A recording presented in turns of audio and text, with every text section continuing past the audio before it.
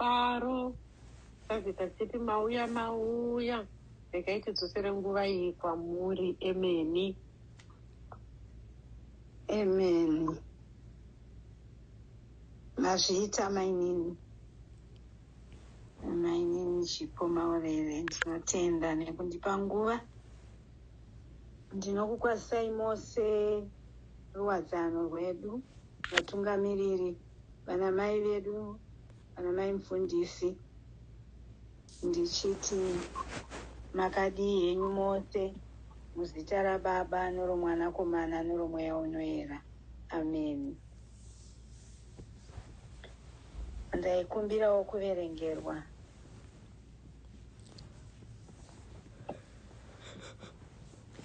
Pasina chiverengo. Chiverengo ndine uromo. Hachipo chiverengo? Hapana. Hamuna kuisa. Hamusina kuisa. Emeni. Mangoisa mahemu. Asikana, nimeno pandari chinyora, pandakatonyora zvinhu. Alright, ndiverengerewo.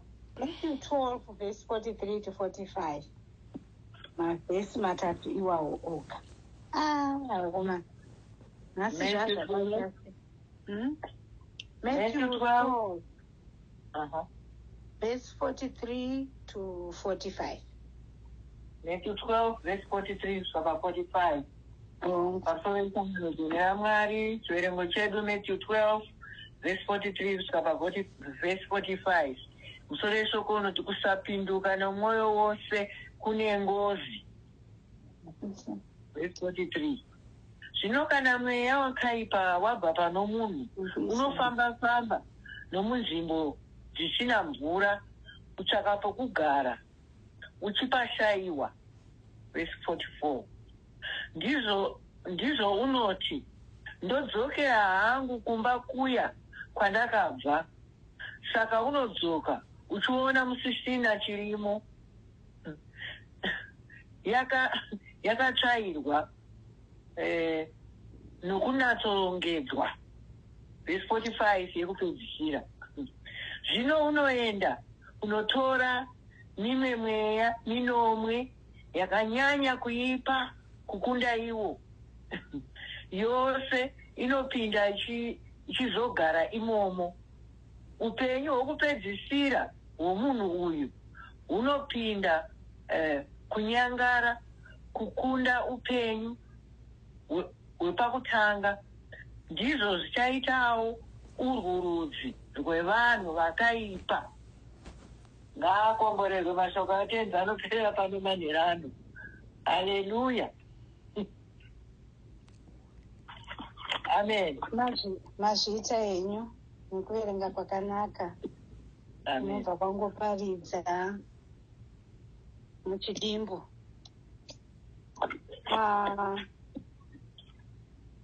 Ende musoro weshoko ndaufarira, kusapinduka nemwoyo wese kune ngozi. Mavhesheni anosiyana-siyana. Imwe ine matauriro ayo ainoita kudzoka kwomweya wakaipa unenge wambodzingwa. Ndiwo imwe vhesheni. Asi wandinonyanyofarira ndiwoyo wamataura wokuti kusapinduka nemwoyo wose kune ngozi. Ameni. Haleluya. Ndichangoti taure zvishomanana tozopinda mukunamata kwakanyanya nenyaya yekuti yandiri kuda kutaura nezvayo yemhepo dzaAugust. Mweya inosimuka munguva yaAugust. Mhepo dzaAugust dziri kusimuka pakasiyana-siyana. Hanzi mweya wakaipa ukabuda mukati momunhu kuburikidza nekunamata. Mukristu usanete, mukristu wanamata, mweya yakaipa yotama, yoenda, yonofamba-famba kwainonotsvaka pakanaka pekugara, yopashaya, yodzoka, youya zvakare kumba kuya, tegai tidzokere kumba kwedu kwatanga tiri, yowana kwakatsvaira. Munhu ari bhizi kunamata mukristu usaneti, ari kunamata zvekunamata zviya, mweya unodzokera unoti regai tinotora mimwe mweya yakasimba kupinda isu, mweya minomwe iuye tiende kunoataka kumba kwedu kuya. Yanokoka yawana zvino mairwadzano varilaksa vambwenge vari kushinga vabatwa zvino nemweya yaAugust inosapuresa chakasimwa naMwari mukati meupenyu hwevana vaMwari. Ameni. Saka ameni. Ameni. Hallelujah. Ngakoma ngaitika kwamuramba muchiti hallelujah. Ndinenge ndichingoda kudairwa nomwe chekutinzwa kuti tiri kufambirana here. Chidaira chipo. Hallelujah. Ndinotenda. Saka mweya uya wadzoka wowana mairwadzano vatambarara varilaksa. Yotanga hanzi munhu anoti zvinozomusvitsa pakunyangara kupinda zvazvanga zvakaita pakutanga. Mweya yaAugust iri kuda kunamata, iri kuda mudzimai anopfugama achinamata. Ndofunga ndakambokutaura ikasitori imwe nguva, ndakambotaura nenyaya iyi. Ndoda kuidzokorora, dzimwe nguva kuna asina kuinzwa igotibatsira tisati tatanga kunamata. Ndakaenda kuSouth Africa nemabhaibhels aibhaindwa nababa Chitsike. Saka ndaiyatengesa.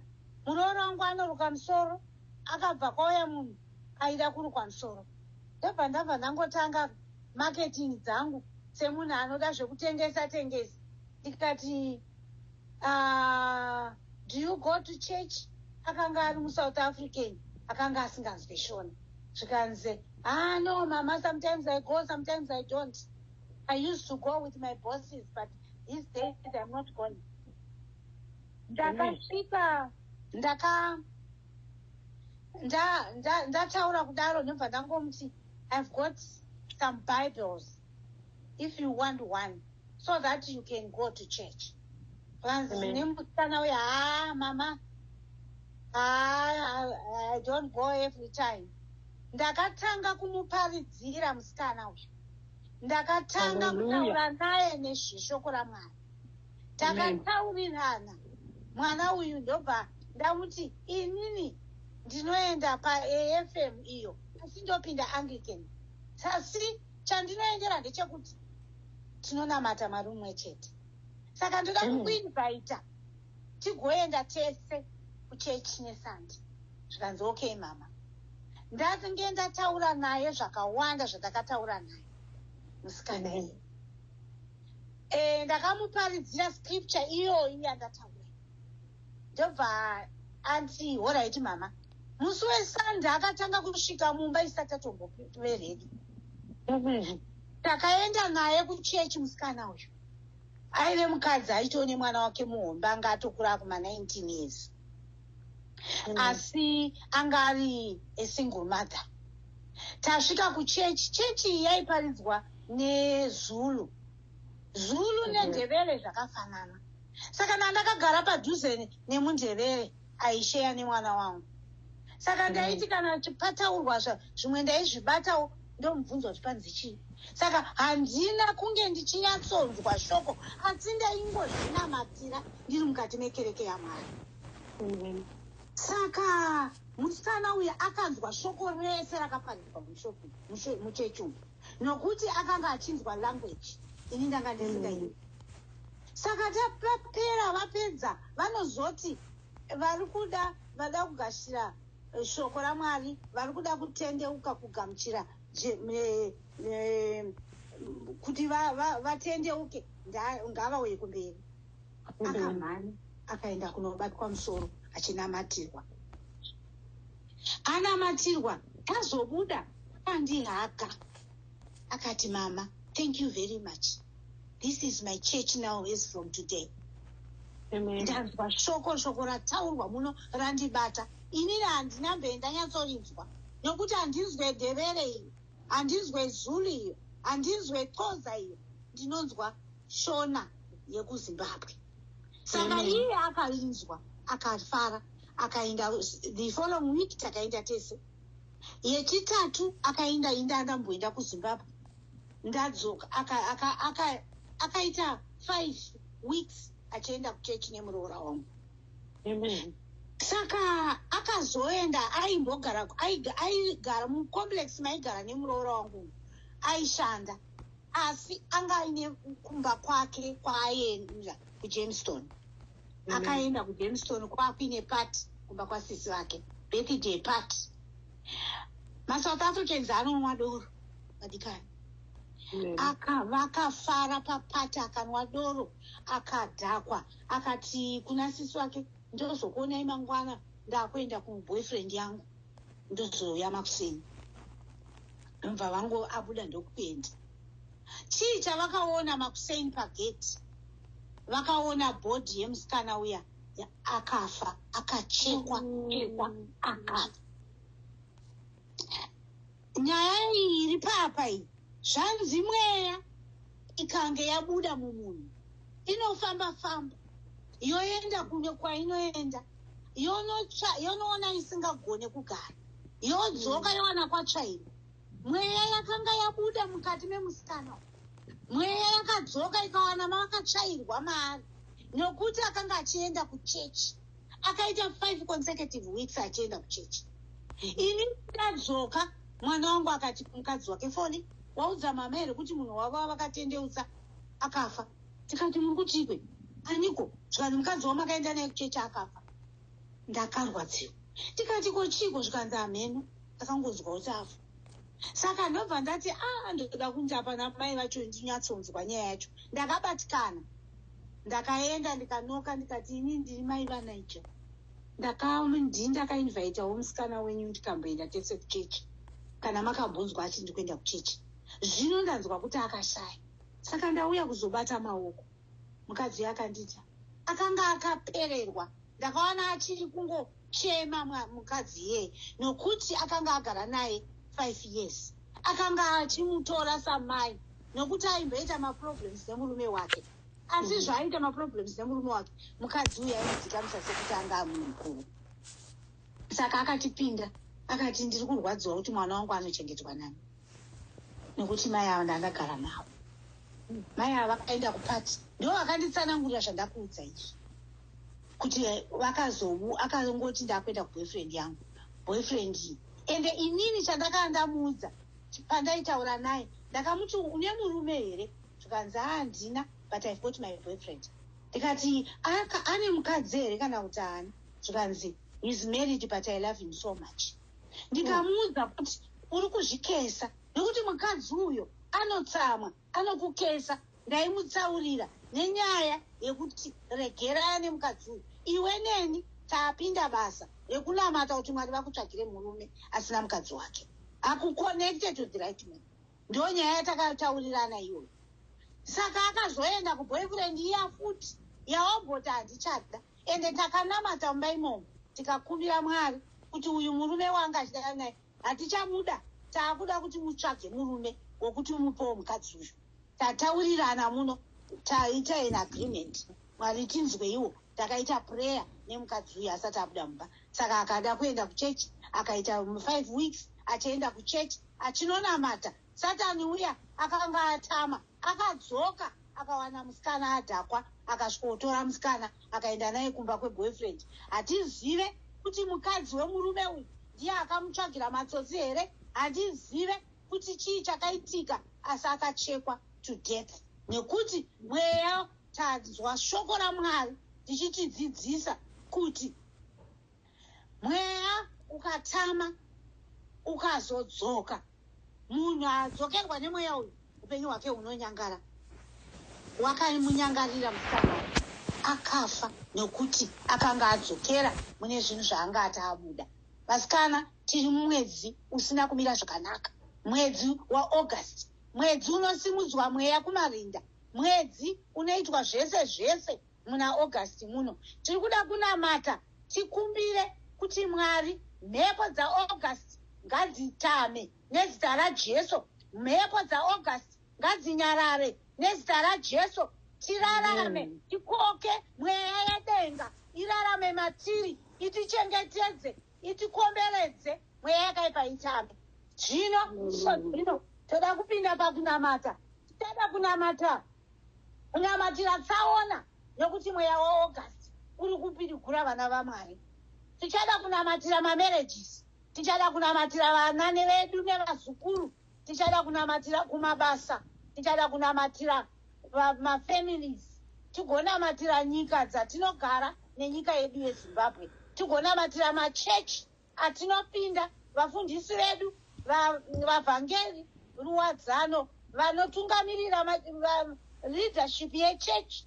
Zvese izvozvo tozvinamatira kuti Mwari vatiitire zvakanaka, Mwari vatigonese, vatitaramutsire mweya uri kusimuka waAugust unobata vanonamata kuti vatadze kunamata. Ndo basa raSatani iroro, ndo basa remweya iwoyo. Saka unobata munhu anenge asina kupinduka nemoyo wese. Atipindukei odzokera muchivi chaanga ambodarika atendeuka machiri. Mweya iya yodzoka yosvika ichimupinza murufu. Tindoda kunamata vadikani. Toda kutanga kunamatira mweya wema-accidents. Chero chatangwa ipapa manyora pasi here, mumwe munhu anongotiwo ndoda kunamatira izvi. Nokuti toda kuti mumwe achinamata, mumwe achipedza, mumwe achipinda, mumwe achipedza, mumwe achipinda, mumwe achipedza, mumwe achipinda. Ndikaita zvokuti mumwe apedza ndombotaura kuti ngatichinamatirei chakati. Mweya waMwari kana wasvika tinoukanganisa. Tinoda kungoti mumwe achipedza kunamatira vana nevazukuru nemamarriages edu, mumwe opinda achibatawo mumwe munamato, mumwe achipinda achibatawo mumwe munamato, mumwe achipinda umwe achibatawo mumwe munamato. Handitika? Amen. Ndichatanga kunamata. Kana ndapedza kunamata, mumwe munhu opinda achinamatawo zvaanonamatira. Excuse me. Ini ndichapinda ndichinamatira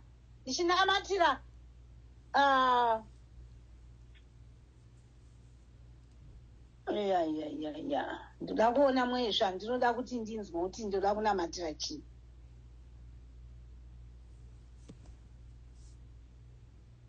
Ndoda kunamatira chechi, vafundisi, vavhangeri, vatungamiriri neruwadzano rwedu. Ndoda kunamata iyoyo. Ndikapedza mumwe opinda wonamatirawo mweya yetsaona, mamarriages, vana vedu nevazukuru, kumabasa nemafamilies kwatakawanikwa nekumusha kwatakabva nenyika dzedu dzatinogara. Tinamati. Amen. Baba, nemuzita raJesu, ndinokutendai Baba panguva dzino dzemanheru. Tinokutendai Mwari nevana venyu vakabata mafoni.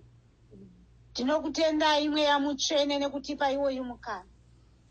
Tinokutendai Jehovha nekuti vamwe vana venyu havana kuwana. Kune umwe munhu akarara manheru asina kumuka akatsika pasi pedenga rezuva ranhasi. Kune umwe amuka achirwara nemuviri mutsvene. Isu matigonesa Baba, mukatinzwira nyasha. Baba, mamira nesu Baba muzuva rose. Munesu panguva ino Mwari. Tiri kunamata vana venyu Baba, we are on agreement. Tauya nemakereke edu Jehovha panguva dzino. Mweya Mutsvene, Mweya Mutsvene, Mweya Mutsvene. Tinokukokai tichiti dzikai mugopinda mukati medzimba dzenyu dzekunamatira. Kunyangwe yedu iyo isina madziro. Tinonamata Baba kuti svikai mugodzinga mweya yenzira. Svikai mugodzinga mweya inosimuka. Zikai mugodzinga mweya inosvika Baba yaAugust iri kubata vana venyu ichivatadzisa kunamata. Zikai Mweya Mutsvene, muparadze mweya yose inofamba mukati memakereke. Kune vamwe vana venyu vanopinda mukati memachechi vakasunga mazango. Kune vamwe vanopinda mukati memachechi vachienda kualtar yenyu Mwari vachinokanda zvavanonokanda. tiri kunamata baba vangu vakatendeka manheru ano kuparadzwa kwemweya iyoyo baba mumachechi enyu Mwari. Tiri kunamata mutsvene wamasimba ose. Kune vamwe vafudzi venyu vanobata mutsvene. Tanyengetera baba kuti dzikai mugobata vana venyu. Takavadana kuti vafudze makwai. Jehovha, mweya mutsvene ngautsvaire marara. Mweya mutsvene ngauzodze vana venyu baba. Vagotya kubata zvinhu zvakaipa baba mukati mebasa renyu. Mweya mutsvene tinokukokai manheru ano kuti batai mufundisi mwe nemumwe baba, the whole world wamakadana baba mazviro kwazvo. Munovaziva vafundisi vamakadana Mwari. Munovaziva vamakazodza mukati mebasa iri Jesu. Munovaziva baba vangu vakatendeka nemhuri dzavo. Tiri kuuya nadzo baba vangu vakatendeka tichivanyika muropa raJesu. Ropa rakadeuka paKalvari. Ropa baba riklinse vana venyu. Yemadzinza baba isavatevere mukati mebasa renyu. Mweya inosundirwa baba inomuswa kuvafi nevana venyu baba mukati menyika isabate vafundisi vedu. Vavhangeri vanoshumira shoko vazodzei baba mugovapa shoko rinonzvera mwoyo yevana venyu. Tinokutendai Jehovha, ivai nevanotungamirira kereke baba, tikereke dzenyu baba dzimwe dziri kudonha, dzimwe dziri kuvana venyu vari kurasika nekuda kwevanhu vari kutungamirira baba vachitadza kusvika padhuze nemi nekuda kwekuti vakatarisa mutungamiri vanodzikira pachitendero chavo. Tiri kukumbira mweya mutsvene ubate mukati mevatungamiriri, ubate mukati mevatungamiriri.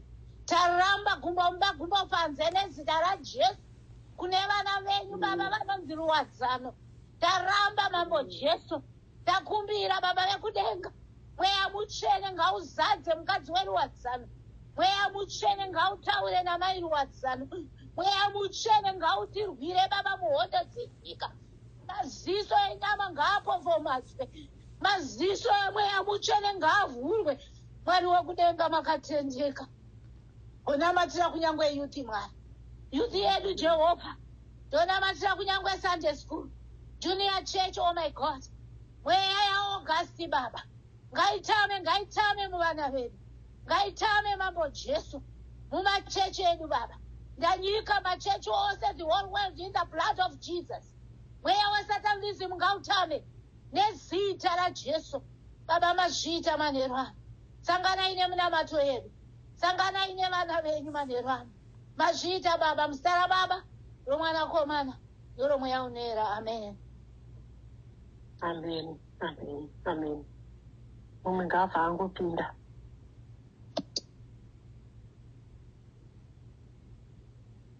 Mweya wama-accidents. Vana kumabasa, mafamilies, nyika dzedu.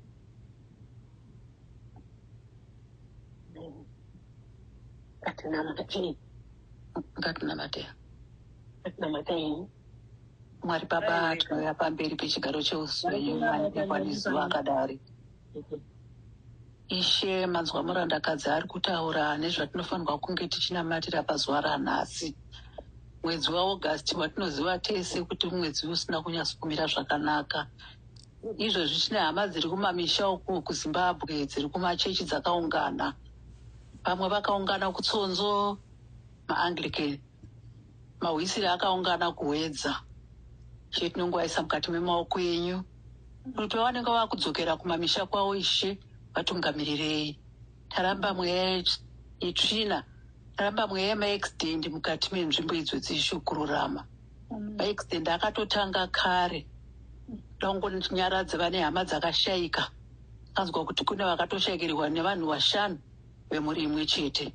Saka Ishe tinongovaisa mukati memaoko enyu kuti munyaradze mhuri idzodzo. Ishe wangu, noziva kuti vanhu vakubata zvakawanda. Mweya yetsvina yazara mukati mevanhu venyu. Ishe kururama, vanhu havachadi zvekunamata, vakuda zvekungobata. Ishe kururama, hamene kuti zviri kubva nekupi. Baba, dai mangopindira mukati mevanhu venyu. Ishe kururama, hatina zvatinogona kuita, saka netiri kudaidza tiri kukudaidzai maduka zuva akadari kuti heyo mhuri yenyu yamakasika nemufananidzo wenyu ishokururama kubata-bata kwanyanya dai magona ishokururama kuti varegedze kubata-bata zvakadari. Unotoona munhu achitoti ndakachekeresa mai vangu, mai vakakubereka, ndiyo mweya yetsvina iri kutaurwa iyoyo. Unoshaya kuti zviri kubva nekupi. Baba, pindirai mukati meupenyu hwedu ishokururama. Mungoisa vana vedu mukati memaoko enyu. Vana vari kukura, dai vakura vachikuziwai, dai vakura vachikuziva ishokururama. Hakusi kuda kwedu isusu kuti vasaite zvakanaka, asi zvese zvinobva kwamuri imimi. Ndimi musiki mupi weupenyu. Ndimunofanirwa kunge muchitotipa mazano ekuti toita sei. Patinenge tichinamata Ishe, inzwai munamato yedu. Ndakanga ndiri kuteerera vana vekukwadzana extension vari kuparidza vana vadiki-diki vakadari. Mwari pakanaka ishokururama. Vana vafundisi vemangwana, vana mai vemangwana vari kutanga kudzidziswa vari vana vadiki. Dai vana vacho vangokura vachidzidziswa zvinhu zvinovaka upenyu hwavo. Vana vedu vari kukura vachigara mumastreet nemumadrein, vakuputa zvinhu zvisina nebasa rese. Mwari dai mangopindira mukati meupenyu hwavo. Hatichazivi kuti chii chapinda mukati memhuri dzedu ishokururama. Patakanga tichikura isusu takanga tisingaoni zvese izvi. Hamina kuti nyika yapanduka here, kana kuti kuoma kwenyika here, kana kuti kuoma kwezvinhu, hatichazvinzwisisi Ishe wangu. Asi tinongoziva kuti tikadaidza takatarisa kwamuri, imimi ndimi mutungamiriri wezvese, ndimi mupi wemazano ese. Vadzorei vana vedu ishokururama. Varegere kuramba vachingoita zvisina kunaka. Muri mutsvene weshokururama. Tiri kukudaidzai madeuka zuva akadari pamusana pekuti tinoziva ukuru hwembiri yenyu. Itai kuda kwenyu ishokururama. Pamakanga muri kufamba pane rino pasi, makafamba muchidzidzisa zvinhu zvakanaka. Asi iko zvinezvi taakupanduka, hatichaiti zvinhu zvataifanirwa kunge tichiita. Nyika yedu nyika yapanduka ishokururama.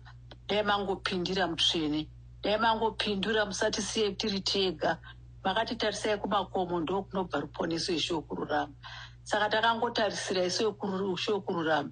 Chiti nerimweni zuva tichangona zvinhu zvese zvapanduka zvadzokera pazvakanga zviri. Zvinhu zvese zveupenyu handizivi kuti ndingati kudini, ndingati utsinye here, kana kuti ndingati mweya yetsvina, handichazvinzwisisi ipapapo. Asi ndangoti imimi Mwari, pindirai mutsvene wekururama. Pindirai musatisiye muri tiri tega. Patinenge tichinamata takapfugama, inzwai minamato yedu ishokururama. Mazvita Jehovha nekutipa nguva yakanaka kudari yekuti tiri kunamatei. Mazvita henyu, ndanamata nekusingaperi. Amen. Vana vedu, vana vedu, vana vedu, oshe Jesu. Vana vedu, vana vedu, vana vedu, she Jesu. Nyurombo nekudzokerera ndanavamba kunamata asina zvinonda ndiri pamute. Musara baba nere murumbwana nere meonera. Tinokutendai baba manero ano. Tinokutendai neukuru hwenyu nenyasha dzenyu kutiunganidza kudai tichinamata musara Jesu. Ishe wemadzishe, mambo emadzimambo, tenzi Mwari wehondo, denga nepasi zvizere nembiri yenyu. Mwari tiri kuuya nevana vedu kwamuri Mwari. Zvipo zvamakatipa. Isi tinoziva kuti kusha kwedu munhu wese ane mwana. Nekuti kana asina kumbobereka mwana, ane vana vehanzvadzi, ane vana vevakoma, ndi anototora vana vakawanda vaanochengeta. Mwari tinokutendai. Vana vedu Mwari, vana vedu vari kusvikirwa nemweya yakaipa Mwari.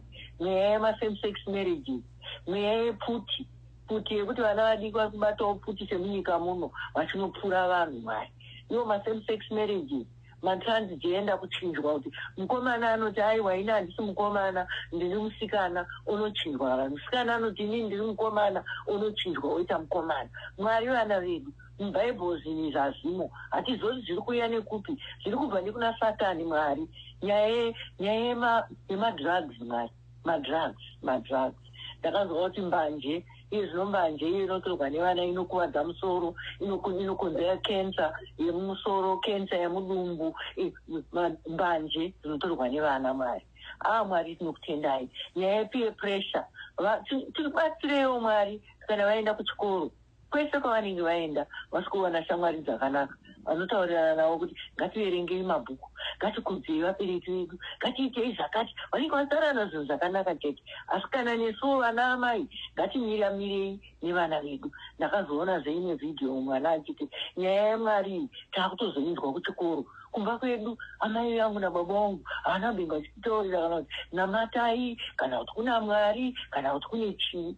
Mwana yandirwadza nevhidhiyo yake. Mwari tinokutendai, nyaya yepeer pressure, kufurirana zvinhu zvavanoita. Saka isu ngatizive kuti kuchikora angachitaurei, kuchikora angashamwari yake ndiani, vanga vachitaurirana kuti Mwari tinokutendai, tinokutendai, vana vedu. Nyaya yekuti kunogara nemukomana iye asati aroorwa, kusha kwenda hazvikoma, asi kune yavanoti hanzi kunogara pamwe chete. Hamasi vanogara pamwe chete chirudzi chacho. Mwari tinokumbira kuti vana vedu isusu varambe vakachengeta zvinhu zvatinoita kumusha kwedu, zvinove zvatinokudza. Nekuti kana vakaramba vakateedzera izvozvo, Mwari tinokutendai, tinokutendai, zvinovabatsira muupenyu. Nyaya yekudhakwa, ukanganwa kuti haana kupfeka kana kuti akapfeka, Mwari inyaya yekudhakwa yacho, nyaya yekuputa fodya, asi zvinhu zvinounza zvirwere zvinhu zvese. Tiri kukumbirira Mwari kana vaenda kuchikoro ikoko muvape shamwari dzakanaka, dzinotaura zvinhu zvakanaka. Kana paine chakaipa, nyaya yebullying, kune imwe cyber bullying yekuti kana vatora makombiyuta avo vakutanga kutsvaga vamwe vana vavanoita bully, ende vana ivavo vachizogona kukomita suicide. Mwari tibatsireiwo, nekuti Satani zvinhu zvaakuita muupenyu hwedu nezvekuenda nekune vana kunovavhiringidza. Anoziva kuti kana akanozviringidza vana, isusu vabereki hatisina kana nemufaro. Mwari tibatsirei. Iye zvino muzvikoro muno muAmerica muno zvikoro zvavhurwa, hatisi kuda kuona murume mukuru anotora pfuti yake AR-15 kune inongedzera pavana vadiki magrade 1 nemagrade 2, vana vari muchikoro kunopfuura vese nematicha. Mwari vana vedu tichengeterei vana vedu, varai madhoo avo, parege kuwana ane pfuti anopinda imomo. Mwari tinotambudzika nevana vedu, iko kuroorwa nekuroora. Unoona vamwe vana unomutarisa kuti mwana uyu chaizvo chikonzero chii. Izvo zvakazvitaurwa zvaizvo zvokuti nyaya yekuti vamwe vanhu vanogara musha ikoko vaita basa kuteketera vana vevamwe vanhu. Ozva munhu aitaura kuti haana chaanombobata nemwana wake. Mwari tibatsirewo isu vanhu vakuru, tirege kugarwa naSatani nezvakadaro izvozvo, kugarwa naSatani. Nepamusana pekuti akaenda kuAmerica anzi hapana chaanonobata nevana vake ivavo vese, hapana chavanoita. Munhu anoita basa rekugara akangobata mishonga yakaipa chete. Iye zvinoreva kuti njuzuva nadzo hatiziye zvinhu zvavainazvo zvavanenge vachitaura nazvo vachikanganisa vana vedu. Tirikumbira mweya unomutsvene Mwari kuti ugare muvana vedu, uvakomberedze.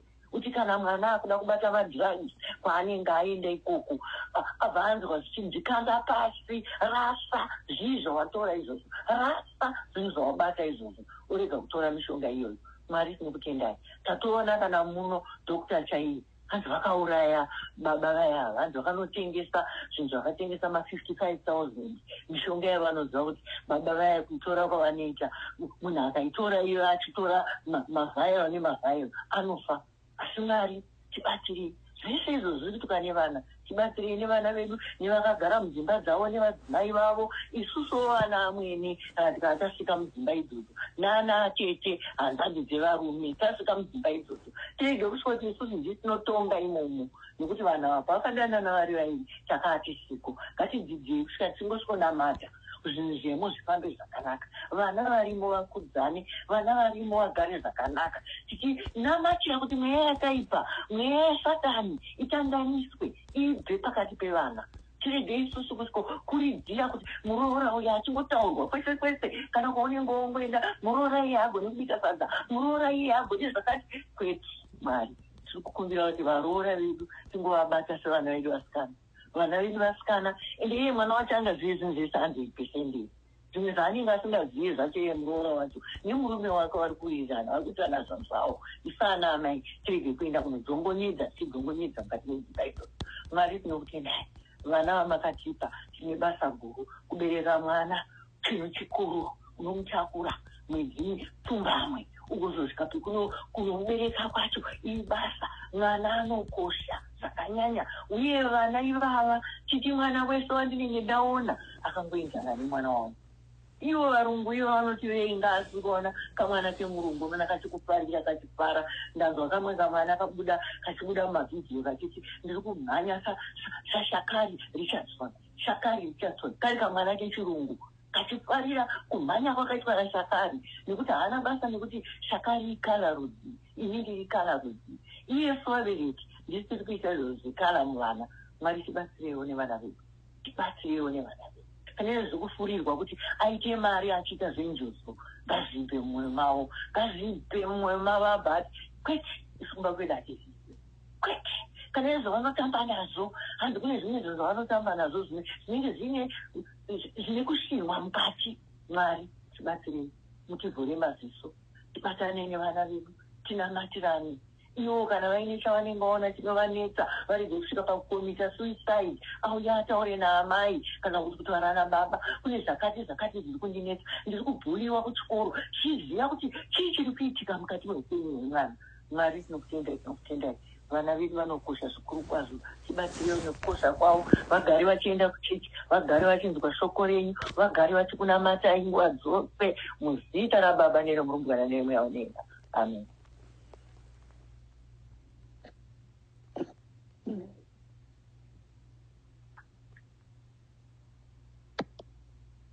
Batai munamato. Nyika dzedu nekumabasa kwatinoshanda.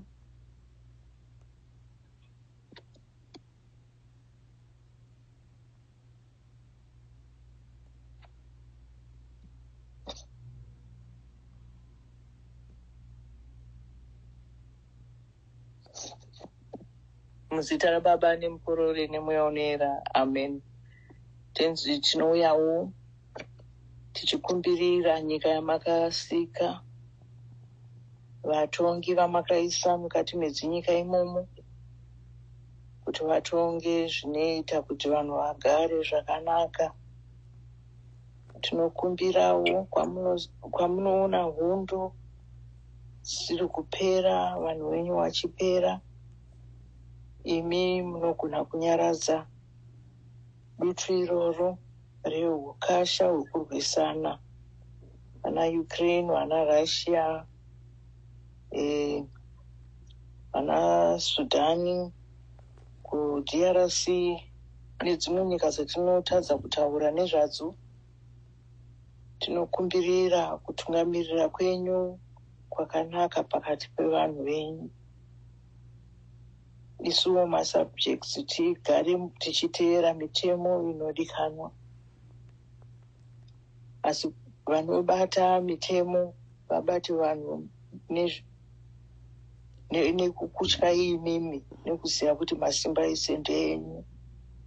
Varege kuita Lord it over us, Lord, nekuisa kutyikyidzira kwekuti vanhu havagari nerufaro mukati mekurarama.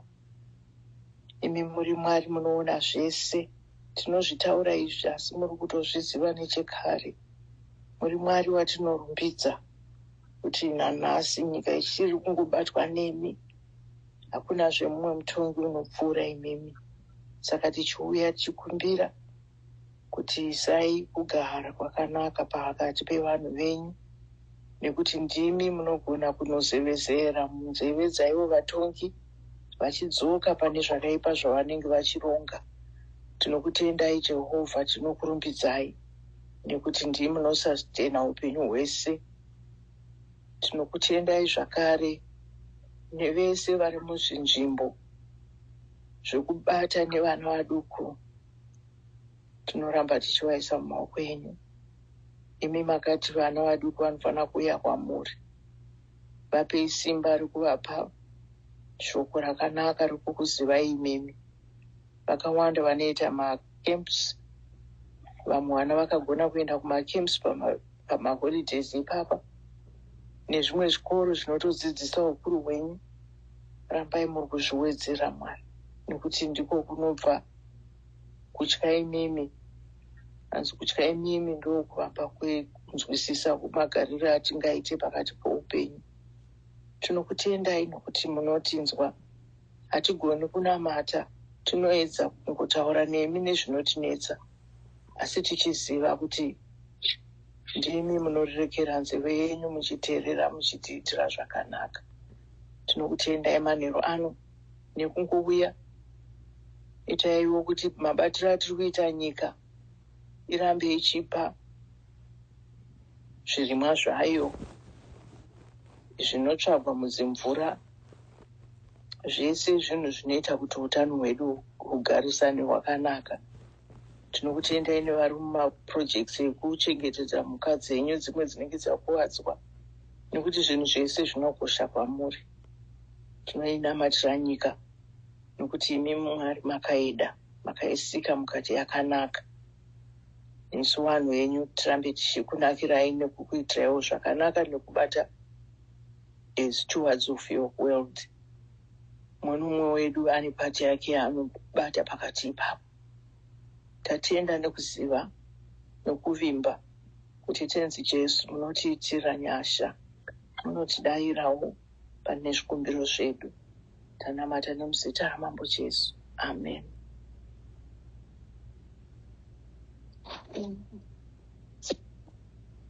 Amen. Over to you, my tinodaro kupupura kwedu manheru ano muzita raJesu. Amen.